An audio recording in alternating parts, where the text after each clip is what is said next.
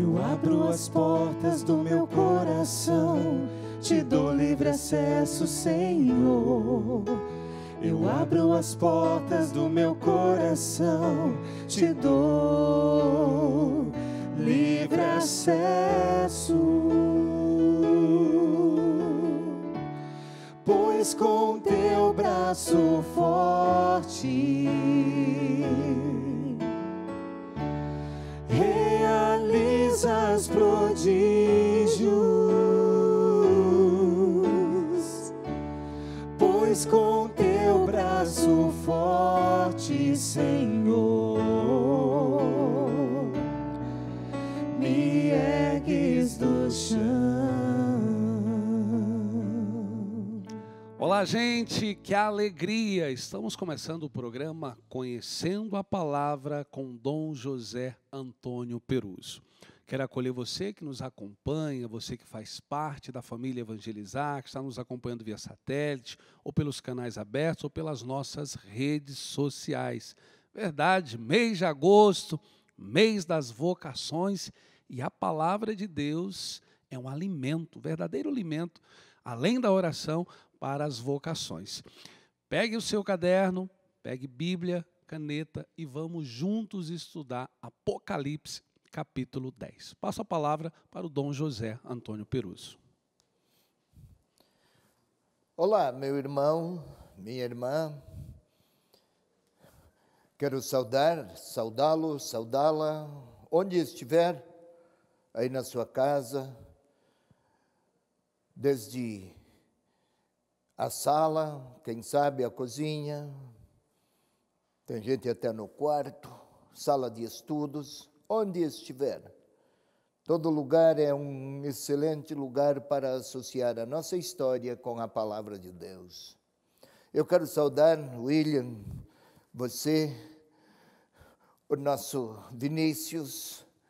Nossa, a Beth, ela melhorou o cabelo desta vez, mostrem melhorou, bem. É ótimo. É diferente. Está menos apocalíptico desta vez. Mais comportadinho, né? É. Também o Jean, querido, caríssimos técnicos. É um belo número aqui, você não os vê, telespectador, mas esta gente se põe a trabalhar bem antes do programa começar para preparar este cenário aqui. Tem que ter muita mobilidade e destreza. E fazem com o coração na ponta dos dedos, isto é, com afeto, com muita afeição. Nós vamos dar um passo hoje, mais um passo. Estamos aí em Apocalipse 10.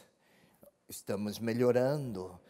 Vamos devagar, porque o Apocalipse também não tem pressa. E precisamos conhecê-lo. Tentar compreender o que pensava o autor, que mensagem queria propor. E aqui não é um exercício de hermenêutica é interpretação, não é um exercício de interpretação de texto. Também interpretação, mas o que se quer é conhecer a palavra e tentar identificar o que pretendia o autor propor ao leitor de hoje como palavra de Deus. Não esqueçamos disso. Aqui é um estudo feito por motivos de fé.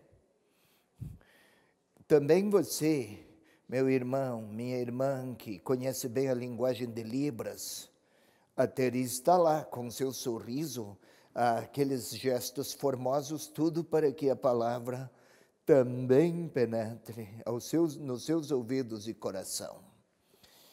Vamos lá, o que tem aqui? Conhecendo a palavra, Apocalipse, capítulo 10, versículos 1 a 11. Queira ter aí a sua Bíblia, o William vai ler.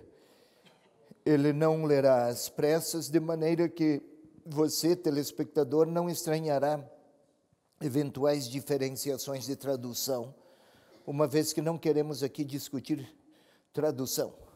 Queremos conhecer a palavra. Por favor, William, sem pressa. Vi depois outro anjo forte descendo do céu, Trajava-se com uma nuvem e sobre a cabeça estava arco-íris. Seu rosto era como o sol, as pernas pareciam colunas de fogo, e na mão segurava um livrinho aberto. Pousou o pé direito sobre o mar, o esquerdo sobre a terra, e emitiu um forte grito, como um leão quando ruge. Ao gritar, os 7 trovões ribombaram suas vozes.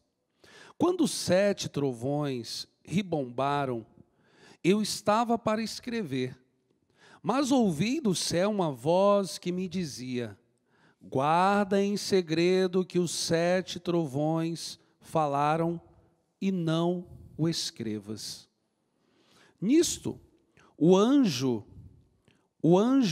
que eu vira de pé sobre o mar e a terra levantou a mão direita para o céu e jurou por aquele que vive pelos séculos dos séculos, que criou o céu e tudo que nele existe, a terra e tudo que nela existe, o mar e tudo que nele existe. Não haverá mais tempo. Pelo contrário, nos dias em que se ouvir o 7º anjo, quando tocar a trombeta, então o mistério de Deus estará consumado, conforme os seus servos, os profetas. A voz do céu que eu ouvira tornou então a falar-me: vai, toma o livrinho aberto da mão do anjo que está em pé sobre o mar e sobre a terra. Fui, pois, ao anjo e lhe pedi que me entregasse o livrinho. Então ele me disse: toma-o e devora-o. Ele te amargará o estômago, mas em tua boca será doce como mel. Tomei o livrinho da mão do anjo e devorei. Na boca era doce como mel. Quando o engoli, porém, meu estômago tornou-se amargo. Disseram-me então: é necessário que continues ainda a profetizar contra muitos povos, nações, línguas e reis.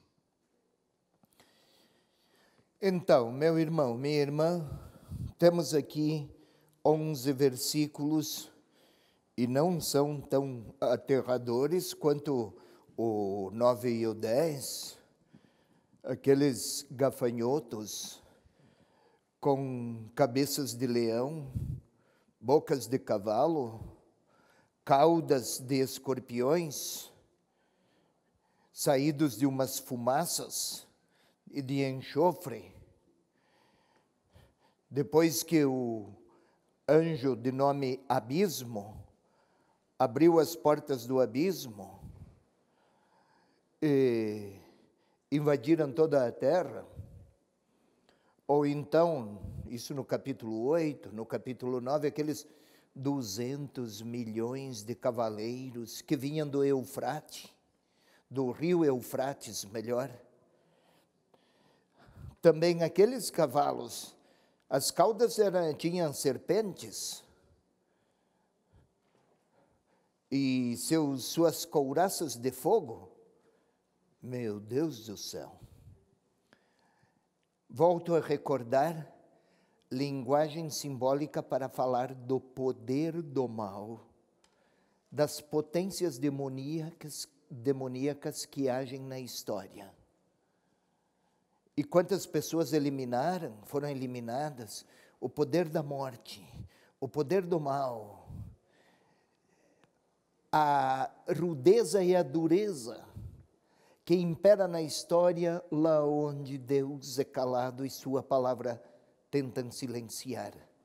O homem se embrutece e acaba por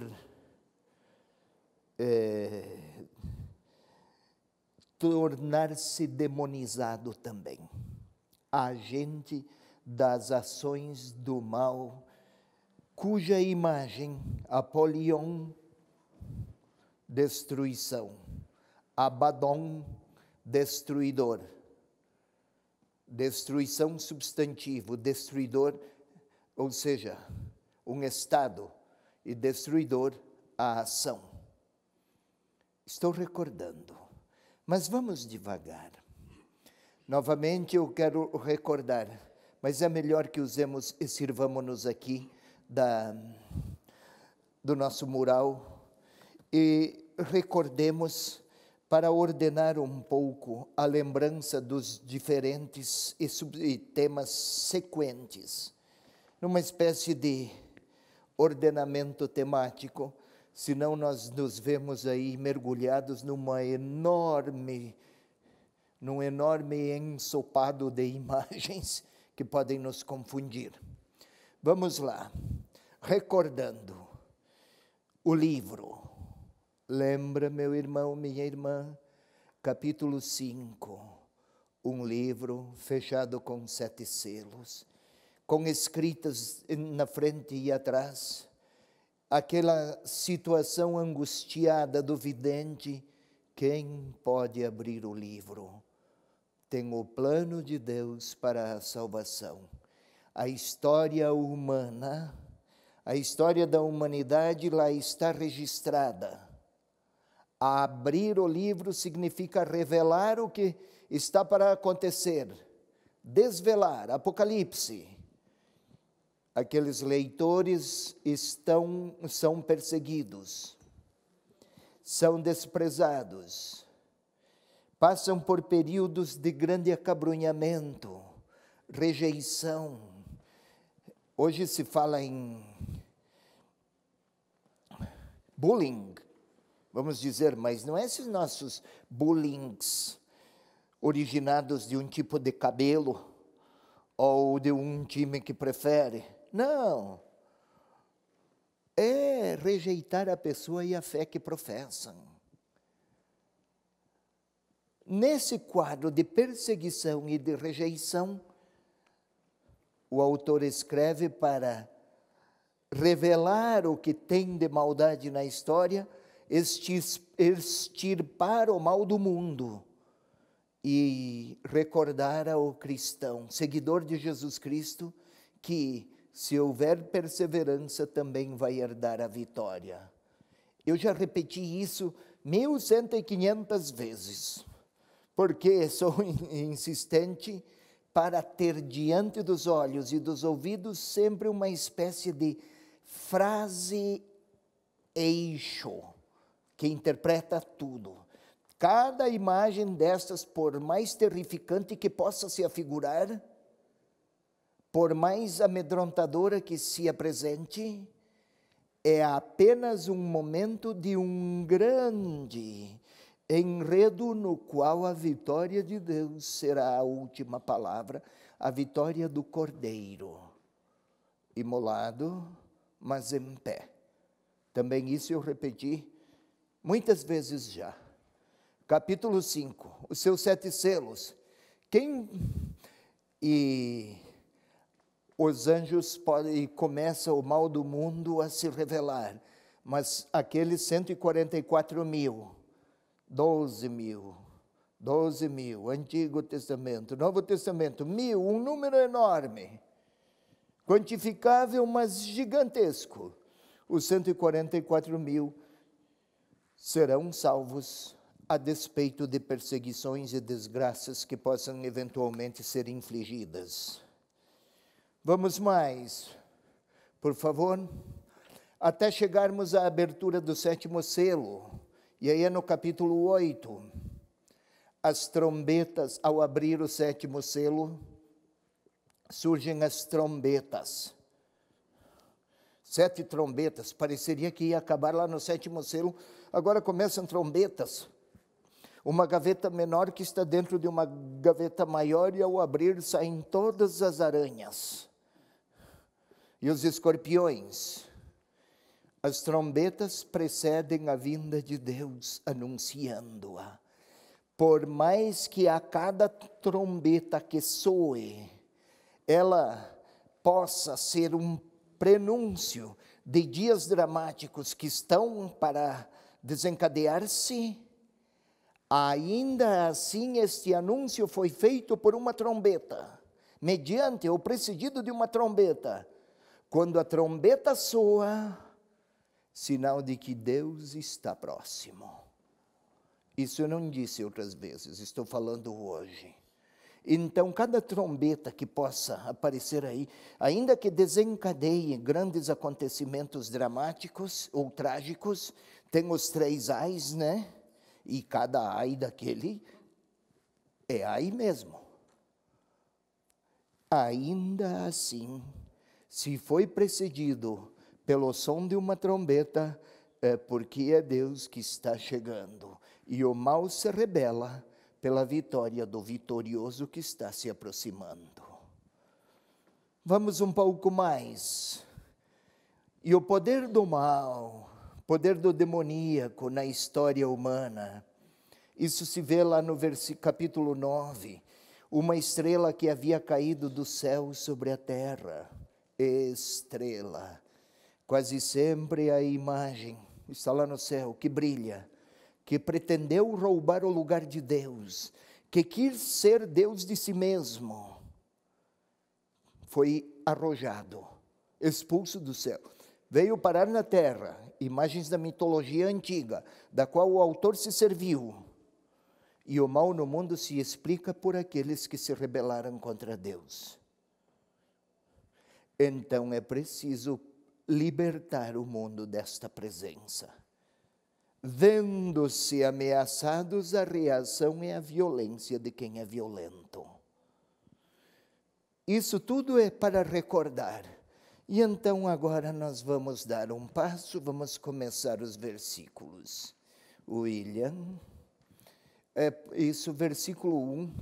Você queira ler, por favor, William, ou melhor, na leitura, em vez de ir imediatamente para 10.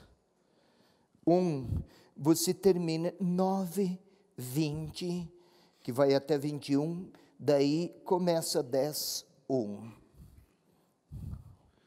Os outros homens que não foram mortos por estes flagelos, não renunciaram sequer às obras de suas mãos, para não mais adorar os demônios, os ídolos de ouro, de prata, de bronze, de pedra, de madeira, que não podem ver, nem ouvir ou andar.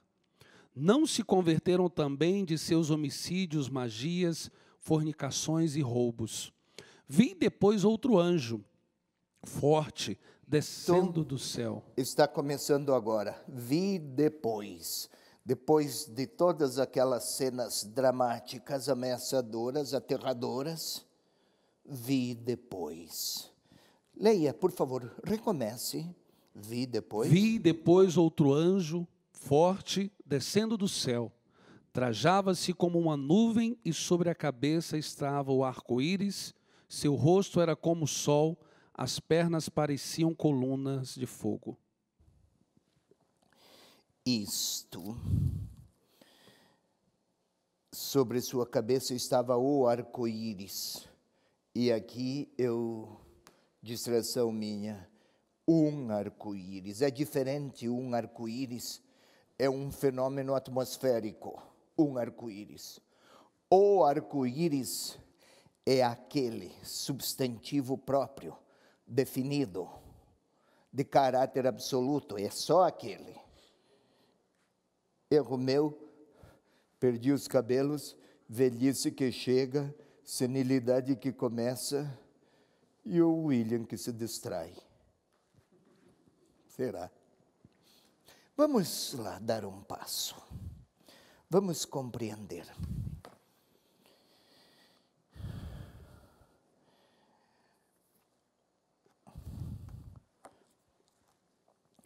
Um anjo poderoso. Vi depois um outro anjo. Aqui foi traduzido por forte. A Bíblia de Jerusalém traduz assim: um anjo poderoso. Lá no capítulo 5, versículo 2, William, dá uma chegadinha lá, por favor. Você não precisa, telespectador. É idas e vindas, ele aqui está mais traquejado, habilitado, treinado e um homem muito dotado. Vai lá. Vi então um anjo poderoso, proclamando em alta voz. Capítulo 5, versículo 2. Agora aqui, vi depois um outro anjo poderoso, descendo do céu. Lá era o anjo poderoso que questionava, com voz solene: quem poderá abrir o livro e as suas páginas seladas? Aqui é um livro aberto, mas a gente fala depois. Outro anjo forte trajava-se como uma nuvem, na cabeça o arco-íris. Ainda não fala nesse versículo do livro, mas há um paralelismo aqui no capítulo 10 com aquele lá no capítulo 5. Mas o anjo aqui é de uma dignidade excepcional. Desce do céu, seu ponto de partida é de lá, caráter celestial. Trajava-se como uma nuvem. Trajar-se como uma nuvem, a nuvem fica no meio do corpo. O anjo desce, ele está aqui e ainda está lá no céu, está na nuvem. Olha a magnitude. Anjão, volumoso. A intenção do autor aqui. Vamos lá. Uma nuvem, sobre a cabeça estava o arco-íris. Arco-íris é o símbolo, muitas cores. Hoje tem o sinal que tem, mas naquela época era o sinal da glória de Deus. Então, tinha à sua frente o arco-íris, seu rosto era como o sol. Brilho, luz, sol, é sempre retrato da luz e do brilho de Deus. Alguém é capaz de frear o movimento do sol ou impedir que brilhe? Imagens da época para falar de quem é Deus. Pois bem, sua estrutura atravessava as nuvens, este anjo, vestes celestiais. Isso caracteriza o anjo como mensageiro. Anjo é sempre mensageiro.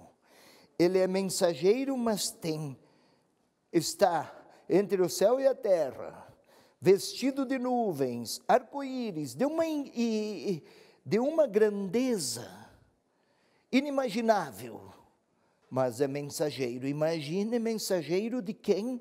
Se este que é mensageiro tem tamanha grandeza.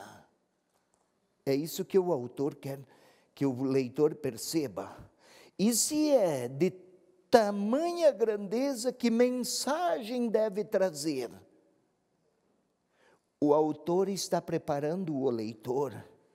Se os 2 capítulos anteriores falavam da potência do mal, das potências diabólicas, está chegando aqui um contraponto muito forte àquelas potências demoníacas que querem agir na história. O céu não abandona o que está acontecendo aqui na terra. Ele desce do céu, está vendo lá, não? Descendo do céu, vestindo-se de nuvem e sobre a cabeça o arco-íris. Mas antes que o anjo diga alguma coisa, é melhor fazer o intervalo, porque senão esses aí podem se enfurecer e eu vou me lembrar do enxofre do Apocalipse. Melhor não. Antes de nós irmos para o intervalo, eu quero lembrar você que nós estamos na 5ª etapa da campanha de expansão da Rede Evangelizar de Comunicação. Se você pode, faça a sua contribuição extra e nos ajude a evangelizar. Vamos para o intervalo, voltamos já. Pois com teu braço forte realizas prodígios. Pois com teu braço forte, Senhor, me ergues do chão. Pois com teu braço forte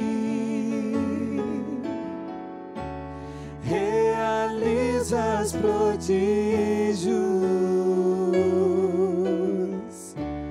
Pois com teu braço forte, Senhor, me ergues do chão.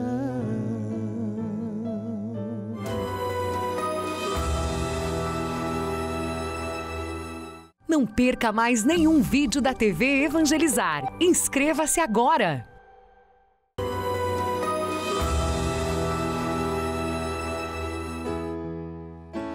A tua ternura, Senhor, vem me abraçar, e a tua bondade infinita me perdoar. Vou ser o teu seguidor e te dar o meu coração. Eu quero sentir o calor de tuas mãos. Já estamos de volta, segundo bloco do programa Conhecendo a Palavra com Dom José Antônio Peruso, arcebispo aqui da Arquidiocese de Curitiba. Quero saudar o Tiago, juiz de fora, nos acompanhando pelo canal aberto, a Judite Colombo, aqui da região metropolitana de Curitiba, Maria Clara de Curitiba, Andréia de Palmas, Tocantins e a Regina do Rio de Janeiro. Minha gratidão a estas que se manifestaram. É a fala representativa de muitas vozes. Eu fico impressionado quando me falam dos níveis de pessoas que acompanham o programa. Não sei como fazem as contas e os cálculos, mas agrada-me muito perceber o interesse de tanta gente pela palavra.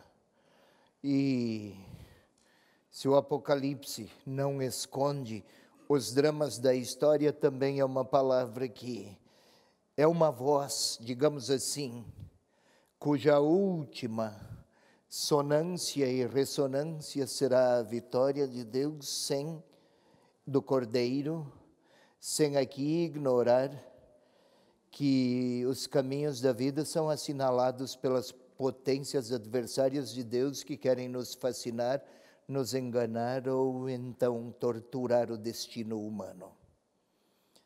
Todavia o Cordeiro vitorioso, imolado, ressuscitado, ele será o vencedor.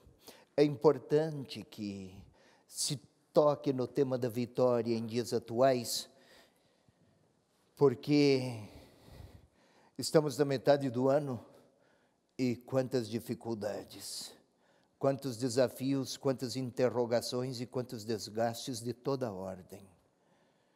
Não me refiro unicamente à pandemia, mas a tantas outras questões desencadeadas pela pandemia.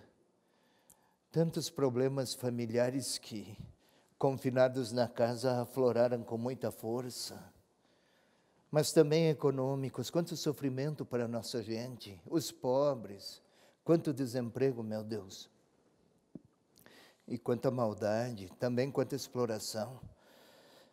Porém, às vezes parece que o mal se refinou e se requintou.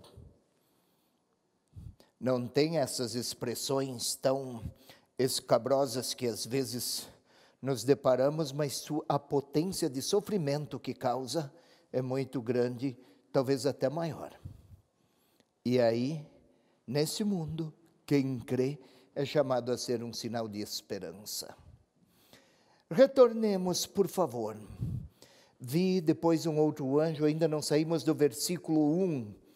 Trajava-se com uma nuvem, sua cabeça o arco-íris. Seu rosto era como que o sol, as pernas pareciam colunas de fogo. Bem, o arco-íris está aqui a representar arco-íris e essas pernas de fogo falam da soberania de Deus, o arco-íris da graça. Falei há pouco, contraponto àquelas imagens que retratavam nos capítulos 8 e 9 a ação, a potência, o desastre para a humanidade e para a história do mal, da presença do mal, das energias e vitalidades demoníacas. Mas vamos mais, se ele viu e pronto. Viu? Ou houve mais do que ter visto? Por favor, vejamos aqui, William, o versículo 2. E na mão segurava um livrinho aberto, pousou o pé direito sobre o mar, o esquerdo sobre a terra. Nossa. Leia o 1, logo a seguir o 2, para que tenhamos ambos num mesmo panorama. Vi depois outro anjo, forte, descendo do céu, trajava-se com uma nuvem e sobre a cabeça estava o arco-íris. Seu rosto era como o sol, as pernas pareciam colunas de fogo e na mão segurava um livrinho aberto. Pousou o pé direito sobre o mar, o esquerdo sobre a terra. Então, se lá no capítulo 5 tínhamos um livro fechado com 7 selos, somente o cordeiro poderia abri-lo, aqui já está aberto. Um anjo forte, um pé sobre a terra, outro sobre o mar. Um anjo forte, vestia-se de nuvens, anjão de alta tonelagem, né? Vamos falar assim. Mas sigamos. A impressão causada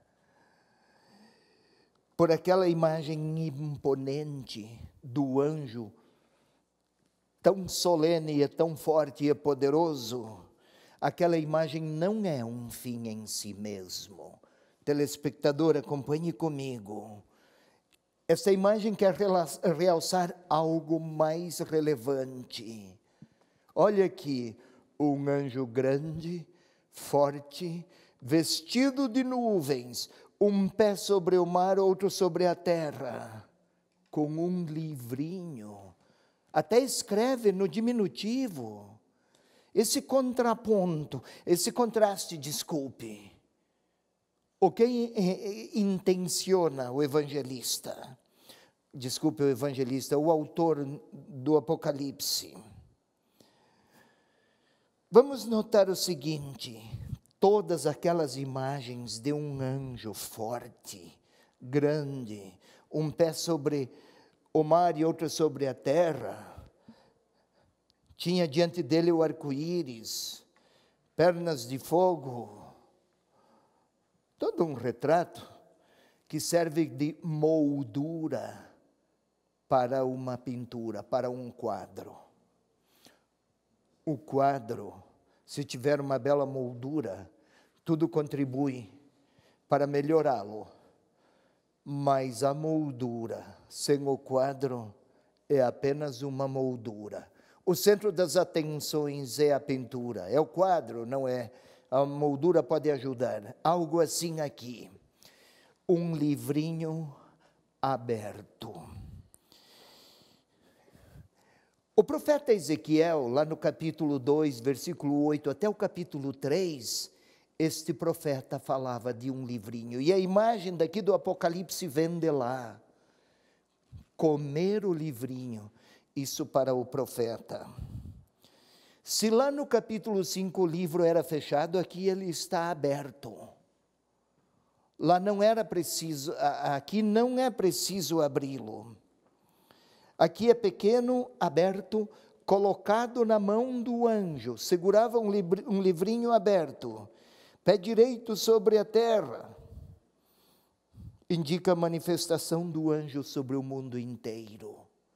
Aquilo que ele quer mostrar daquele livrinho é para a totalidade do mundo existente. Tem um caráter ecumênico. Sua missão é ampla, ecumênico, totalidade, oikumene.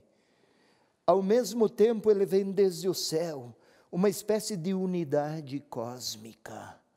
Lá de cima, cá de baixo, mar e terra, tudo integrado por uma palavra, cujo livro já está aberto. O que tem lá? Não esqueçamos, no capítulo 9, capítulo 10, o poder demoníaco na história. Vinha lá debaixo do abismo, vem de lá do céu um anjo forte. Enquanto o céu estiver ocupado com a terra, eis o sinal, a terra não estará dominada pelas potências diabólicas. Elas estão presentes, mas elas ainda não venceram e não vencerão. Vamos um pouco mais. O que vai acontecer com esse livro? É menos o anjo, sua grandeza, sua luz, seu brilho, sua potência. O que é o livrinho que está aqui a atrair as atenções do leitor? É esse o modo que o autor se predispôs. O que ele pretende? Vamos ver, lá no versículo seguinte. E emitiu um forte grito. William, por favor, leia o 2 agora, 2. junto com o 3. E na mão segurava um livrinho aberto, pousou o pé direito sobre o mar, o esquerdo sobre a terra, e emitiu um forte grito, como o leão quando ruge ao gritar, os 7 trovões ribombaram suas vozes. E emitiu o anjo um forte grito. Não diz o que ele disse. Não fala o que ele gritou, o que é que pronunciou. Mas o rugido do leão, aqui, o rugido do leão serve desde o Antigo Testamento como imagem para caracterizar a voz de Deus. Leão é um animal forte, é um animal poderoso. Sua voz, seu rugido soa e ressoa, e também suscita temores. Este grito parece um sinal, nenhuma palavra. Porém, este rugido, se houver o rugido do leão, imagem da voz de Deus, então a voz de Deus vai ressoar. Está avisando. Notemos aqui, ao gritar, os 7 trovões ribombaram, o rugido do leão. Emitiu um grito forte, o anjo, que vem do céu, vestido de nuvens, um pé sobre o mar e outro sobre a terra. Imagine o rugido de alguém assim, o poder que representa. Ao gritar, os 7 trovões ribombaram. Trovões, desde o Antigo Testamento, é imagem de uma mensagem, é recordação, símbolo de uma mensagem celeste.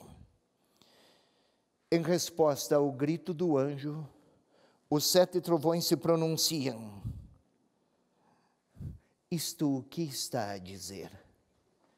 Trovão. Alguém é capaz de silenciar o trovão? Não. Você não consegue nenhuma trovoadinha de meia pataca, você não silencia, William? Não. Que fraco, eu também não. Pois bem, trovão, mensagem, voz celeste, que proclama 7 trovões, totalidade, perfeição, potência, que tudo envolve. Então, esses 7 trovões estão a apontar para o caráter iminente e certo daquilo que será dito. Ele gritou, o anjo, os trovões reboaram. Ainda é preciso aqui observar os 7 trovões, os 7. Não é simplesmente 7 trovões de qualquer dia, de qualquer tempestade. Os 7 trovões estão a caracterizar um significado bem orientado e bem direcionado, bem definido. É a voz do alto que vai enunciar alguma verdade cuja origem é lá, desde as potências celestes. O que é que vem a seguir? Vamos ver. Versículo o outro. Agora o versículo 4. Quando os 7 trovões ribombaram, eu estava para escrever, mas ouvi do céu uma voz que me dizia: guarda em segredo que os 7 trovões falaram, e não escrevas. Oh, caramba, vem um anjo de lá do céu, veste-se de nuvem. É assim. Diante dele o arco-íris, um pé sobre o mar e outro sobre a terra. O céu indicativo da unidade cósmica, lá em cima, cá embaixo. Céu e terra estão integrados e unidos. Gritou como o rugido de um leão. Os 7 trovões ribombaram. Deve ser alguma coisa muito importante. Tudo isso para mandar silenciar. Apocalipse, o autor, quem pensa que somos? Vamos devagar, que ele é inteligente. Guarda em segredo o que os 7 trovões falaram. Vamos tentar compreender o autor. Quando os 7 trovões ribombaram, eu estava para escrever. Então ele entendeu, né, o vidente. Se estava para escrever, ele compreendeu. Ele, pelo menos, compreendeu. E escrever para que o seu leitor também pudesse compreender. Pois, bem, guarda em segredo, os trovões ribombaram, porque anunciavam o julgamento. Guarda em segredo, é certo que virá o julgamento, para eliminar e extirpar o mal do mundo, aquele que vimos nos capítulos 8 e 9, todas aquelas potências demoníacas. É certo que virá, mas não é algo, uma certeza de execução imediata. A proclamação deve esperar. Esperar o quê? Vamos devagar. Mas não escrevas, mas foi revelado. Você ouviu, você compreendeu, autor, vidente, o vidente que ia escrever. Não escrevas agora, espera. Mas ele compreendeu. Ou seja, enquanto houver alguém que pode compreender, estava para escrever, então a palavra de Deus não permanecerá enigmática. Quem é o profeta?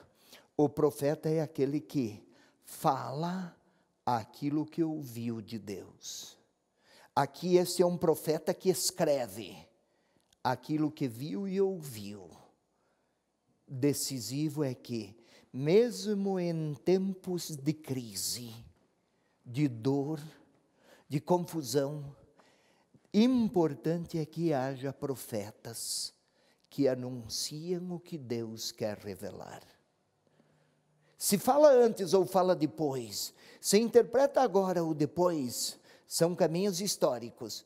Se faltar profetas, este é o grande drama da humanidade. É como se Deus tivesse sido silenciado. Eis o papel de quem crê, de quem conhece, de quem segue Jesus Cristo. Se falar, palavras ouvidas, leitura orante da palavra, há uma espécie de profecia que pode se tornar sinal de esperança em tempos desesperados. Vamos um pouco mais. A proclamação deve esperar, por quê? Nisto, o anjo que eu vira de pé sobre o mar e a terra levantou a mão direita para o céu. Para quê? Vamos devagar. Não escrevas, guarda, espera. Nisto o anjo que eu vira de pé sobre o mar e a terra levantou a mão direita para o céu. Antes deu um grande grito. Os 7 trovões reboaram. Agora, leia novamente, William, está lá o anjo, um pé sobre o mar, outro pé sobre a terra. Nisto, O anjo que eu vira de pé sobre o mar e a terra levantou a mão direita para o céu. Levantou a mão direita para o céu.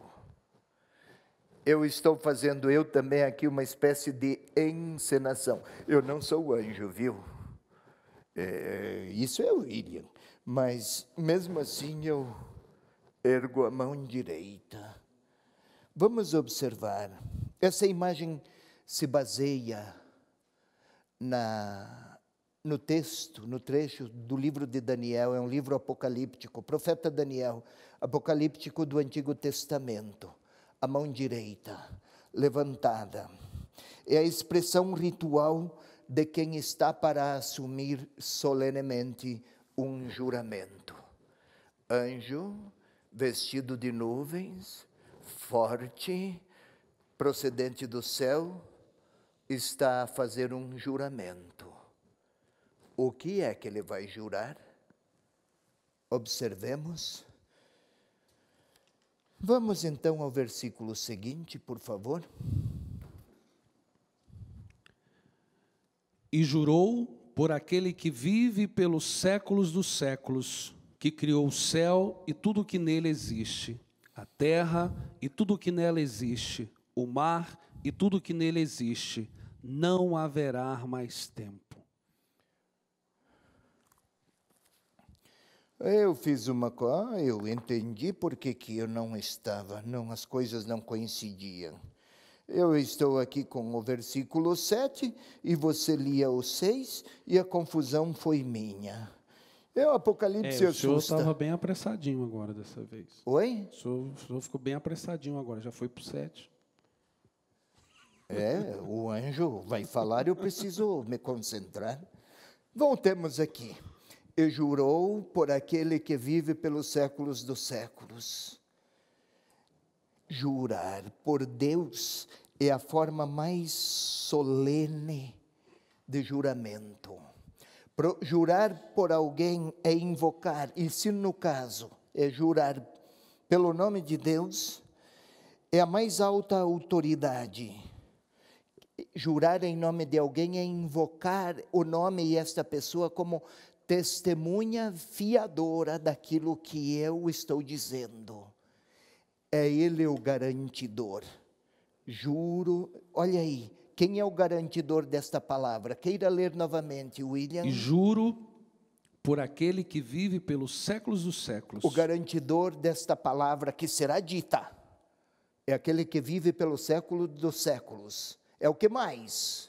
Que criou o céu e tudo que nele existe. O garantidor do juramento. O que mais? A terra e tudo que nela existe. Este é um fiador confiável. Criou a terra e tudo o que nele existe. O que mais? O mar e tudo que nele existe. Este é um fiador de mão cheia. O que está sendo pronunciado será realizado com a autoridade mencionada no juramento. Ou seja, para dar grandeza à vida do próprio Deus. Juro por aquele que vive. É a vida do próprio Deus colocada aqui como verdade garantidora do que será jurado. O que é que ele jura? Antes observemos, pelo céu e a terra e tudo o que nele existe. Certeza suprema acerca do que ele foi jurado, acerca do que foi jurado.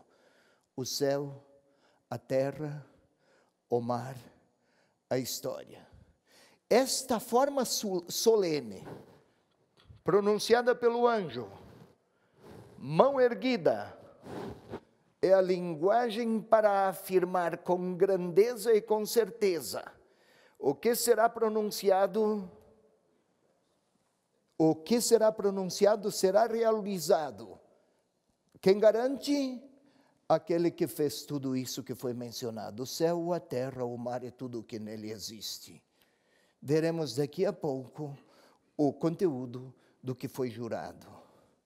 Vamos lá. Nós vamos para um breve intervalo, daqui a pouco teremos o terceiro e último bloco do nosso programa. Voltamos já. Fala, Senhor, preciso ouvir tua voz. Eis aqui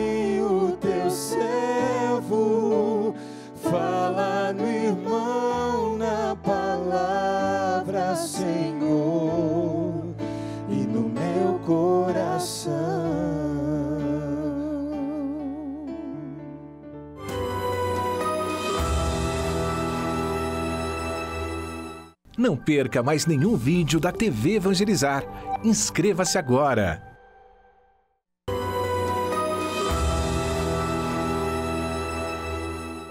Palavra de salvação, somente o céu tem pra dar.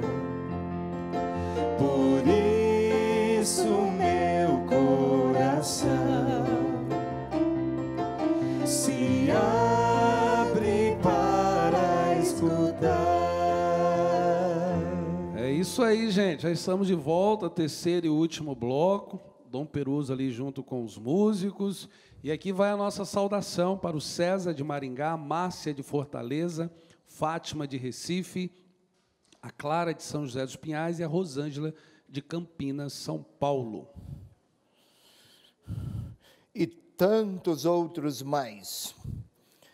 Minha gente, vamos observar aqui nesse último quadro. Eu gostaria que fixassem novamente na tela o versículo 6.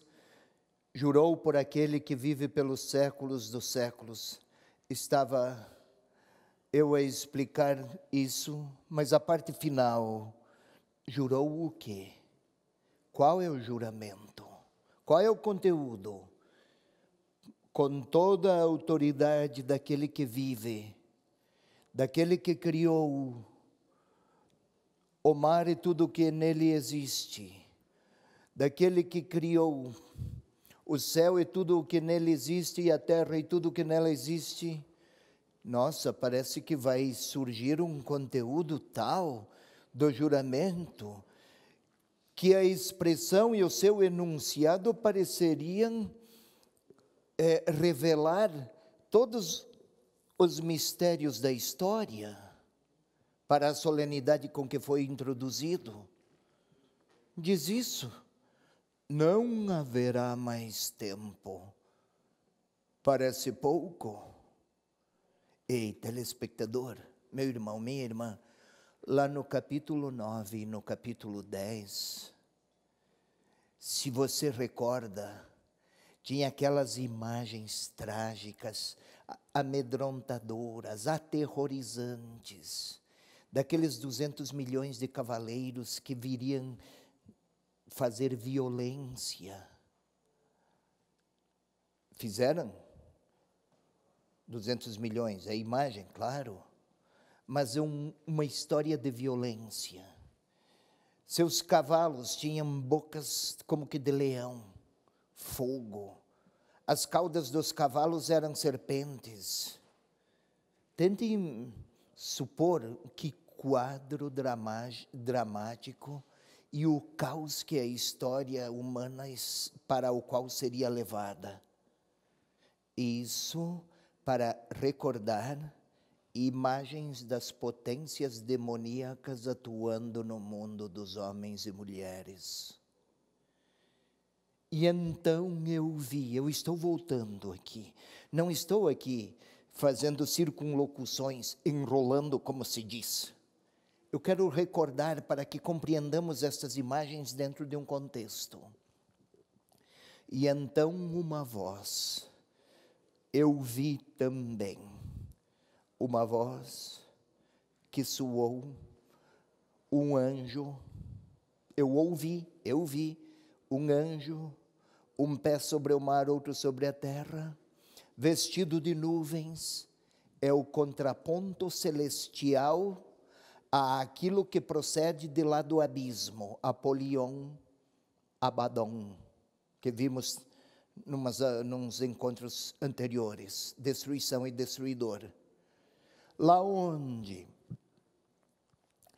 as estrelas decaídas, imagens do mal no mundo atuante, querem atuar, justamente lá também se apresenta o anjo. E num cenário assim, tão dramático, tão ameaçador e tão perigoso, eu juro por toda a autoridade que Deus manifestou e revelou até hoje, Eu juro que não haverá mais tempo, não vai mais se esperar para exercer o julgamento contra aqueles que são agentes do mal e destroem os seguidores de Jesus Cristo na história. O julgamento vai começar. É este sentido que ao ler parece pouco, mas está para afirmar solenemente. Deus vai agir na história tão marcada pela maldade, de maneira a libertar os seguidores do Senhor e eliminar o mal no mundo. Não haverá mais tempo, não é pouco. É a resposta solene para uma história dramática, na qual Deus vai intervir para salvar os seus. William, você tem um filho criança, não é? Que idade tem agora?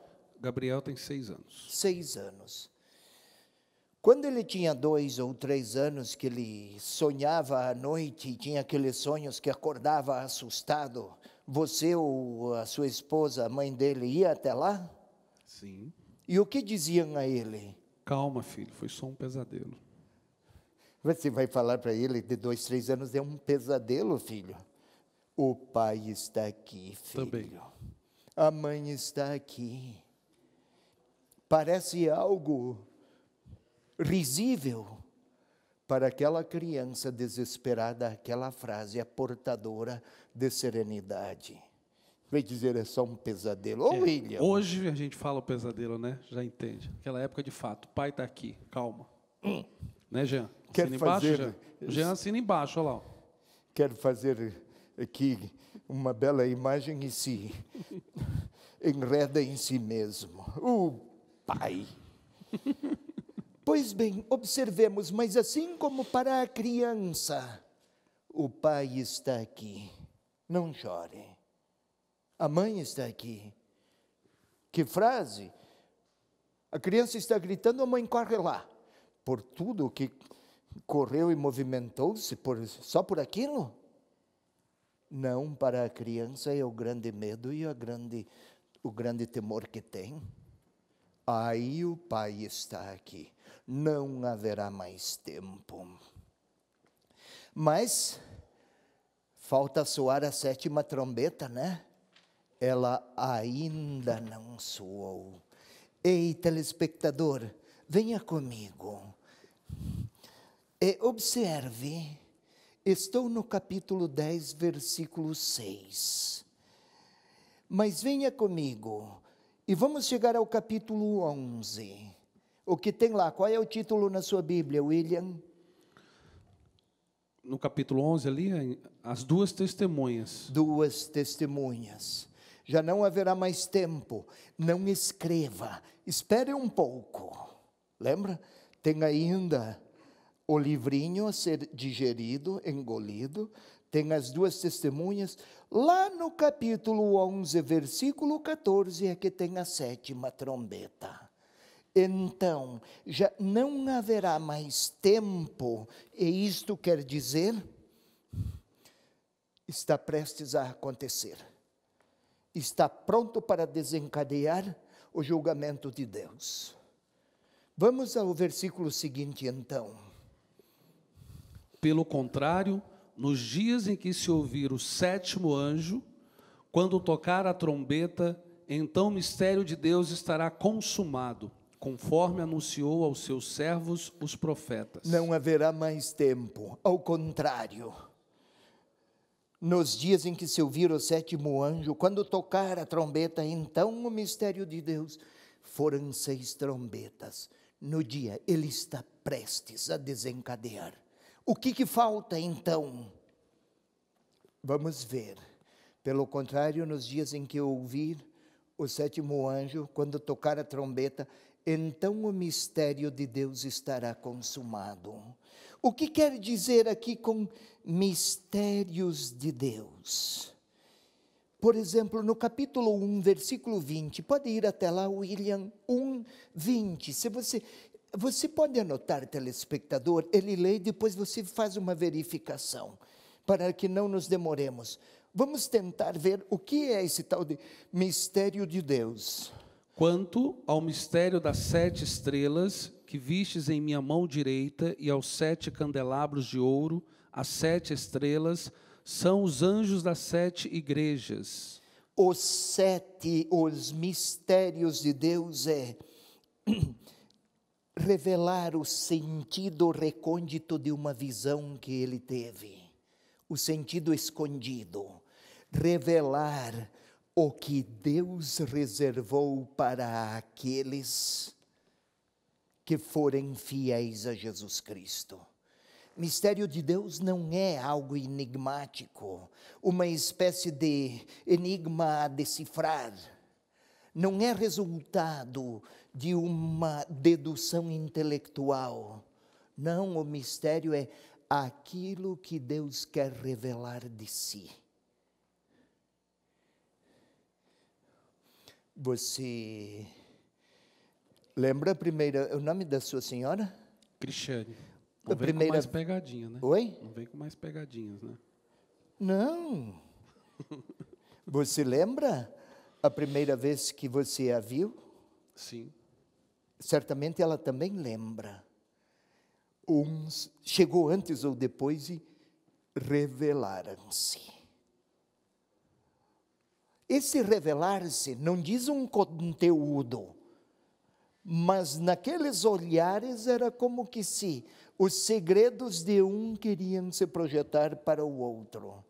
Não é que era tão misterioso, mas agora voltemos aqui para falar dos mistérios. O que é mistério? Não é o enigma, mas uma experiência de fé esperançosa em Deus. Vão se consumar. Aquilo que vocês esperam, aguardam e no que perseveram, isto está para se desencadear. A 7ª trombeta está pronta. Será realizado, conforme anunciou aos seus servos os profetas, desde os tempos em que os profetas anunciavam e pronunciavam sua palavra em nome de Deus. Havia mistérios reservados de Deus, aos quais os que se mantivessem fiéis a Jesus Cristo acederiam, iam conhecer quem é Deus.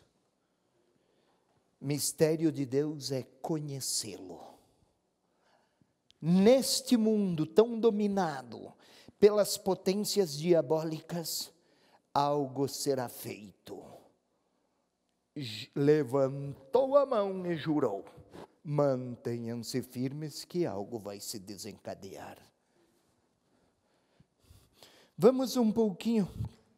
Pois bem, aqui é um conjunto do plano de Deus que se desenrola na história dos homens e do mundo. Pelo contrário, cadê? Este aqui é o mistério. Estava procurando, ele estava aí.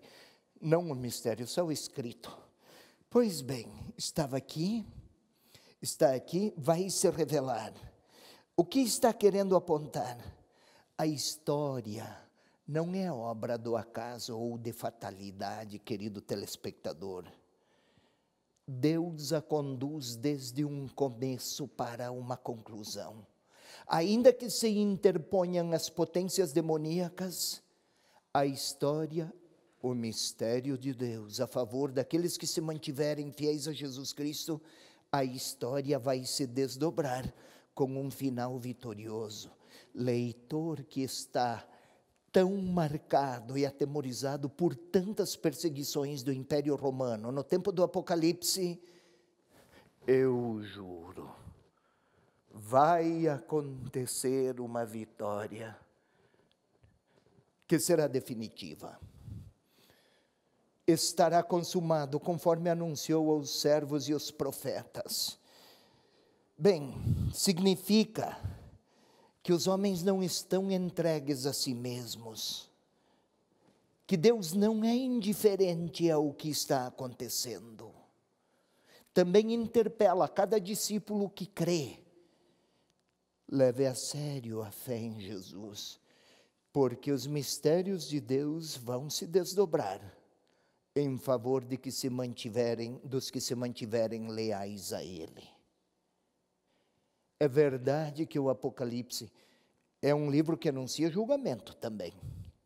Mas para quem se mantiver fiel a Jesus Cristo, é um livro de solene esperança. Pois bem, a palavra profética dos profetas não é vazia. Está quase a dizer: ouçam os profetas, ouçam os que falam em nome de Deus. Mantenham-se. E o autor, ele está exilado, né? Na ilha de Patmos. Ele escreve desde uma prisão distante. É o seu modo de proclamar a esperança, a despeito de tantos limites e impossibilidades. Ele conhece na sua própria carne a dor da perseguição, estando preso. Pois bem, sigamos um pouco mais. Vamos ao versículo 8. A voz do céu que eu ouvira tornou então a falar-me: vai, toma o livrinho aberto da mão do anjo que está em pé sobre o mar e sobre a terra.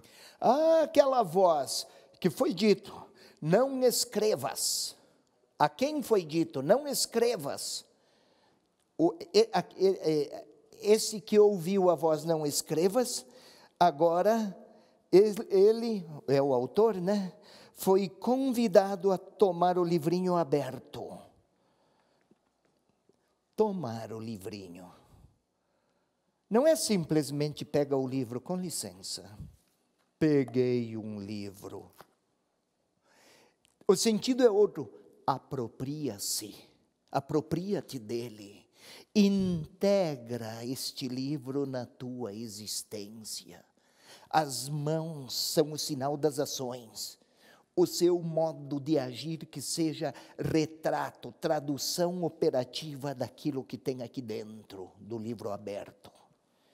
Aquele livro dos 7 selos era o plano todo da salvação. Este livrinho está associado com aquele. Não é o mesmo, mas é desdobramento histórico, humano. Toma o livro aberto na mão do anjo que está sobre o mar e sobre a terra. Do anjo, aberto na mão do anjo que está com o pé sobre o mar e sobre a terra. Pois bem, se lá no capítulo 5 ninguém tinha acesso, o livro estava fechado, agora o profeta tem acesso.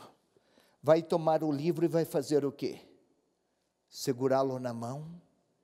Será? Vamos ver. Versículo 9. Fui, pois, ao anjo e lhe pedi que me entregasse o livrinho. Então ele me disse: toma-o e devora-o.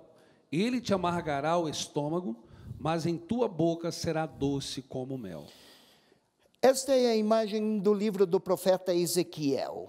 Ezequiel, capítulo 2, versículo 8, até o capítulo 3, versículo 3. Se você quiser ler aí na sua casa, querido irmão, querida irmã, você leia, William, Ezequiel, capítulo 2, versículo 8, até 3, versículo 3. Vou pedir a lição na próxima vez.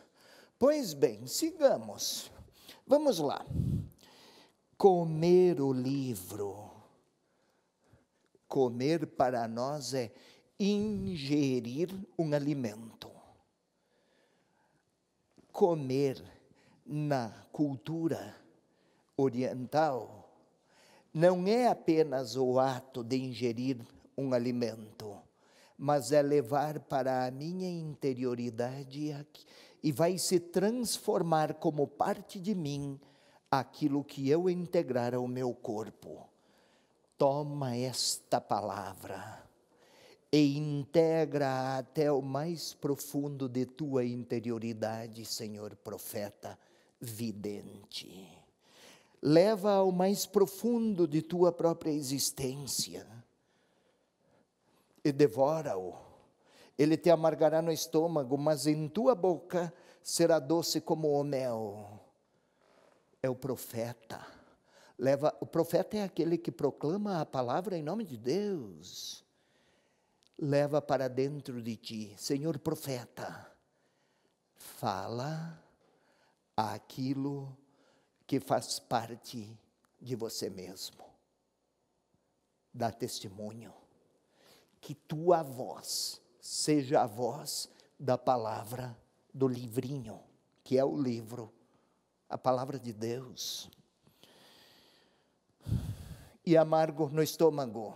O vidente aqui reconhece que ser profeta, que falar em nome de Deus comporta, de um lado, a doçura do mel e também o amargor. Faz recordar, lembra que deram a Jesus uma bebida amarga? Faz recordar a cruz. O profeta, quem é escolhido por Deus e é enviado, é enriquecido e fortalecido pela sua palavra, num mundo tão marcado por contradições e sinais do mal, que parece permear tudo, o profeta, antes da 7ª trombeta, precisa falar. Antes foi-lhe impedido, não escrevas, mas agora proclama. Fala aquilo de Deus, do plano de Deus que faz parte de tua existência. Junto com a vitória e com a glória, a doçura e também a grande ventura de ser profeta, também há que caminhar e saber lidar com a cruz. É a doçura e a amargura de ser porta-voz de Deus. Ontem e hoje. Quem fala em nome de Deus e é coerente, é objeto de chacota facilmente e também de perseguição. E o último detalhe aqui, do último versículo, não o 10. Vamos ao 10, por favor. Tomei o livrinho da mão do anjo e o devorei. Na boca era doce como mel, quando engoli, porém, meu estômago se tornou amargo. Olha, é como qualquer compromisso assumido com muita seriedade. A vida tem muito a ver com abelha. Tem mel, tem cera e tem ferrão também. E o profeta aqui é convidado a integrar na sua existência a missão profética. Enquanto houver profeta que fala, Deus não terá sido silenciado. Isso precisa ser repetido sempre. Conhecer a vontade de Deus, sim, tem um sabor amargo também. E nós vamos ver isso no capítulo 11 da próxima vez. Pois bem, versículo 11 agora, do capítulo 10, o último. Disseram-se então, é necessário que continueis ainda a profetizar contra muitos povos, nações, línguas e reis. Disseram-me, William, é que neste seu aí há um erro e está escrito disseram-se. Mas eu vi antes e daí pus disseram-me. Não foi você que errou e você não leu errado. Mas continue assim então. Mas eu quero chamar aqui, autor, espectador, aqui, disseram-me então. É necessário que continues ainda a profetizar contra muitos povos, nações, línguas e reis. Essa expressão já apareceu, só que em vez de reis, era tribo. Ou seja, profeta, é necessário que continues a falar, é necessário. O verbo é necessário, como está escrito aí, não tem em português esse modo, mas é uma espécie de indicativo de que é Deus o autor. Quem é o sujeito desse verbo é necessário? É Deus. Você, profeta, é necessário que fale em nome de Deus. Para muitos povos, nações, línguas e reis.